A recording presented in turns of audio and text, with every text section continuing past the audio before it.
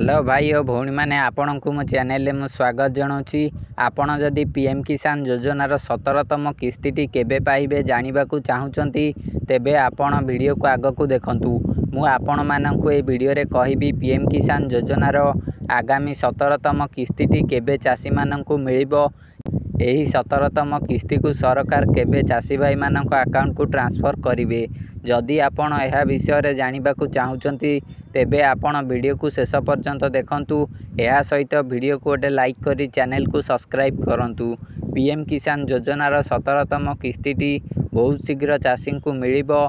एही योजना रे जदि आपण लाभ नबा को चाहूँचंती तेबे आपण को ई-केवाईसी करने को पड़िबो। जदि आपण ई-केवाईसी करिनांती तेबे ई-केवाईसी करंतु। एहा सहित आपणको आपणकर बैंक अकाउंट सहित आधार को लिंक करिया को पड़िबो। आपणकर बैंक अकाउंट सहित जदि आधार लिंक न रहिबो तेबे आपण पीएम किसान योजनार लाभ नहीं पारिबे नाही। ए सबु गुड़िक आपणकर ठीक रहिबा दरकार। एबे चालंतु जानी रखिबा ए पीएम किसान योजनार 17तम किस्ती केबे आसीबो। एही पीएम किसान योजनार 16तम किस्ती फेब्रुआरी मासरे मिलिथिला। एबे 17तम किस्ती एहार ठीक 4 मास पर मिलिबो।